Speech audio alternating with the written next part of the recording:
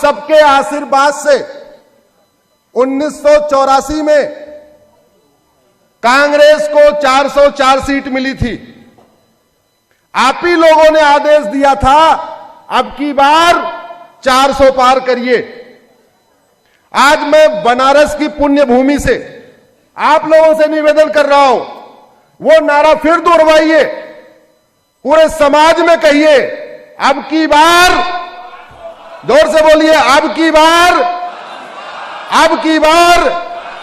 और अब की बार 400 पार क्यों? गुलामी का नाम मिटाने के लिए। अब की बार 400 पार क्यों? गुलामी का निशान मिटाने के लिए। अब की बार 400 पार क्यों? गुलामी की परंपरा खत्म करने के लिए। अब की बार 400 पार क्यों? समान शिक्षा लागू करने के लिए। अब की बार 400 पार क्यों? समान नागरिक संहिता लागू करने के लिए। अब की बार 400 पार क्यों? घुसपैठ के खिलाफ कठोर कानून बनाने के लिए। अब की बार 400 पार क्यों? धर्मांतरण के खिलाफ कठोर कानून बनाने के लिए। अब की बार 400 पार क्यों? हम दो, हमारे दो, सबके दो होना चाहिए। इसके लिए अब की बार 400 पार होना चाहिए। मैं आप सबसे निवेदन करता हूं, आपका आशीर्वाद रहा, आपने चाहा, आप लोगों ने 1984 में 400 पार किया था, अब फिर एक बार 2024 में अब की बार 400 पार करिए। महाराज जी कह रहे हैं चुनाव प्रचार नहीं, मैं भारत का प्रचार कर रहा हूं। क्यों? क्योंकि कांग्रेस को खत्म तभी होगी जब 400 सीट से ज्यादा आपकी बार 400 पार होगा। हमने कांग्रेस को, नेहरू जी को, इंदिरा जी को, राजीव जी को, मनमोहन सिंह को, किसी को 300 सीट, किसी को 400 सीट देख के दिया। होते होते स्थिति ये हो गई, 9 राज्यों में खत्म हो गए, 200 जिलों में खत्म हो गए, 300 तहसीलों में खत्म हो चुके हैं। 9 राज्यों की डेमोग्राफी बदल गई, 200 जिलों की डेमोग्राफी बदल गई, 300 तहसीलों की डेमोग्राफी बदल चुकी है। इसलिए ये निश्चित रूप से संत समिति का कार्यक्रम है, यहां संस्कार की बात होनी चाहिए, लेकिन देश बचेगा तो संस्कार बचेगा। इसलिए रामद्रोहियों का सफाया करना बहुत जरूरी है। आपने महाराज जी मुझे बुलाया, मैं संत समिति के सभी पदाधिकारियों को धन्यवाद देता हूं, पूज्य जितेंद्रानंद जी को सादर प्रणाम करता हूं, मंच के सामने और मंच पे सबको प्रणाम करता हूं। इसी के साथ अपनी बात खत्म करता हूं। सियावर रामचंद्र की।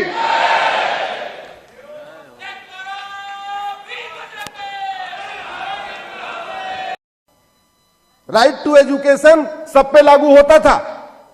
आप लोगों को गूगल करना, पर्सनल लॉ बोर्ड की राहुल गांधी से मुलाकात होती है, टाइम्स ऑफ इंडिया में वो गुप्त खबर छपी हुई है। मुलाकात होती है, सेशन बुलाया जाता है, मदरसों को राइट टू एजुकेशन के दायरे से बाहर निकाल दिया जाता है, बैलेंस करने के लिए गुरुकुल को भी बाहर कर दिया जाता है। अरे भैया आके गुरुकुल में ऑडिट कर लो, हम गुरुकुल में क्या पढ़ाते हैं, गुरुकुल में पढ़ाने वाला कौन, आके ऑडिट कर लो। गुरुकुल में पढ़ने वाला कौन, आके ऑडिट कर लो। गुरुकुल में सिलेबस क्या है, आके ऑडिट कर लो। गुरुकुल की फंडिंग कहां से होती है, आके ऑडिट कर लो। लेकिन चूंकि उनको मदरसों को बचाना था, इसलिए उन्होंने राइट टू मदरसों को बाहर निकाला। आज की डेट में मदरसों की फंडिंग कहां से हो रही है, सरकार को नहीं पता। मदरसे का सिलेबस क्या है, आप सब किसी को नहीं पता। मदरसे में पढ़ाने वाला कौन, किसी को नहीं पता। मदरसे में पढ़ने वाला कौन, किसी को नहीं पता। और मैं एक बात बता दूं, पूरी दुनिया में जो अशांति फैली हुई है, इसका मूल कारण मदरसा है। इसका मूल कारण मदरसा है। और मैं आप सबसे रिक्वेस्ट करूंगा, डेजिग्नेटेड टेररिस्ट ग्रुप की लिस्ट उठा के देखिए।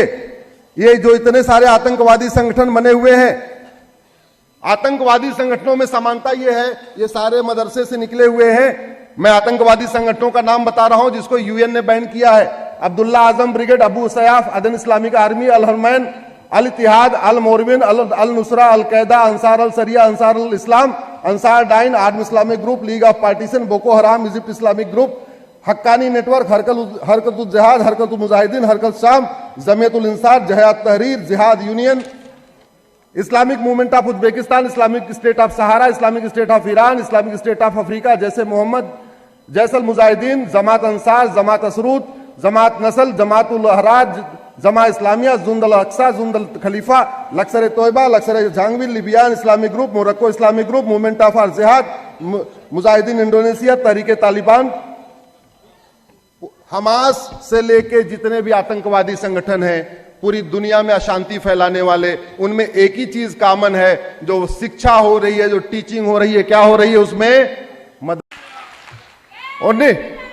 1984 में वक्फ एक्ट में अमेंडमेंट किया, 1985 में सिटीजनशिप एक्ट में अमेंडमेंट किया। पूरे देश के लिए नागरिकता के लिए जो कट ऑफ डेट 1947 है, 1947 के बाद जो आया उसको अपनी सिटीजनशिप के लिए अप्लाई करना पड़ेगा। कांग्रेस ने, राजीव गांधी की सरकार ने 1985 में सिटीजनशिप एक्ट में धारा 6 से जोड़ दिया। ये धारा 6 से कश्मीर की धारा 35 से भी ज्यादा खतरनाक है। मैं क्यों? क्योंकि धारा 6 ये कहती है कि असम में जो घुसपैठियों की कट ऑफ डेट है वो है 1971। अब उसका परिणाम ये हो रहा है, घुसपैठिए 85 में आए वो भी कह रहे हैं 71 के पहले आए थे, जो 90 में आए वो भी कह रहे हैं 71 के पहले आए, जो 2000 में आए वो भी कह रहे हैं 71 के पहले आए। बॉर्डर पे कोई सीसीटीवी तो लगा नहीं है, कोई पर्ची तो कटी नहीं, कौन सा घुसपैठिया कब आया। अब सारे घुसपैठिए ये कहते हैं जब उनको पुलिस पकड़ती है हम तो 71 के पहले आ गए थे। ये महापाप किया राजीव गांधी ने। और वो तो छोड़ दीजिए, आपके बनारस में कोई बांग्लादेशी पकड़ा जाएगा, अब आज की डेट में अगर कहेगा कि मैं तो असम में 71 के पहले आ गया था, पुलिस कुछ नहीं कर पाएगी, क्योंकि कानून की धारा 6 से कहती है कि असम में घुसपैठियों के लिए जो कट ऑफ डेट है वो 71 है, और पूरे देश में सबके लिए बाकी जो कट ऑफ डेट है नागरिकता की वो 9। अंतर क्या है धर्म और पंथ में? अंतर यह है, जो पंथ है वो केवल अपने प्रचार और प्रसार का काम करता है, धर्म मानव कल्याण का करता है। उदाहरण के लिए इस्लाम एक धर्म है, इसलिए अगर इस्लाम को हम अपनी भाषा में कहें तो इस्लाम यह कहता है मुस्लिम्स की जय हो, गैर मुस्लिम्स का नाश हो, मुस्लिम्स में सद्भावना हो, मुस्लिम्स का कल्याण हो। बाइबिल एक, क्रिश्चियनिटी एक पंथ है, तो वो क्या सिखाता है? ईसाइयों की जय हो, गैर ईसाइयों का नाश हो, ईसाइयों में सद्भावना हो और ईसाइयों का कल्याण हो। सनातन धर्म है, इसलिए हम क्या कहते हैं? धर्म की जय हो, अधर्म का नाश हो, प्राणियों में सद्भावना हो, विश्व का कल्याण हो। हम कभी नहीं कहते हिंदू की जय हो, गैर हिंदुओं का नाश हो, हिंदुओं में सद्भावना हो और केवल हिंदुओं का कल्याण हो। यह अंतर है धर्म और पंथ में। दुर्भाग्यवश क्योंकि गुलामी की शिक्षा व्यवस्था चल रही है, गुलामी के नियम कानून चल रहे हैं, गुलामी का नाम चल रहा है, गुलामी का निशान चल रहा है, गुलामी की भाषा चल रही है, गुलामी का रीति रिवाज चल रहा है, गुलामी की परंपरा चल रही है, गुलामी की शिक्षा व्यवस्था चल रही है, गुलामी की पुलिस व्यवस्था चल रही है, गुलामी की न्यायिक व्यवस्था चल रही है, गुलामी का टैक्स सिस्टम चल रहा है, सब कुछ गुलामी का चल रहा है। इसलिए सब कुछ खिचड़ी बना हुआ है, हौच पौच बना हुआ है, क्लैरिटी नहीं आ रही है। बड़ी समस्या है जो हमारी सरकारों ने धर्म को पंथ और पंथ को धर्म समझ लिया। धर्म का मतलब, धर्म तो एक ही है, उसमें ऑप्शन तो है नहीं। जब ऑप्शन है नहीं तो सरकारी कागज में, बर्थ सर्टिफिकेट में या जितने और भी कागज होते हैं उसमें धर्म का कॉलम क्यों होता है? अंग्रेजी में रिलीजन का कॉलम होता है, ये बात तो समझ में आती है, लेकिन हिंदी में धर्म का कॉलम क्यों होता है? जब धर्म एक ही है, धर्म का कोई ऑप्शन नहीं है कि धर्म 3 है, 4 है, 5 है, फिर उसमें धर्म क्यों पूछा जाता है? वहां पंथ पूछना चाहिए, लेकिन धर्म पूछा जाता है। मेरा आप सबसे निवेदन है, इस विषय को आज मैं पहली बार आपके सामने रख रहा हूं, सभी संत समाज के सामने रख रहा हूं, इसको उठाइए। और भारत धर्मनिरपेक्ष नहीं है, भारत पंथ निरपेक्ष है। इसलिए सरकार अपने सारे डॉक्यूमेंट्स में धर्मनिरपेक्ष शब्द हटा दे और कागज के ऊपर धर्म पूछना बंद कर दे। इंग्लिश में रिलीजन पूछती है, बात समझ में आता है, लेकिन सरकार कागजों में धर्म न पूछे, पंथ पूछे।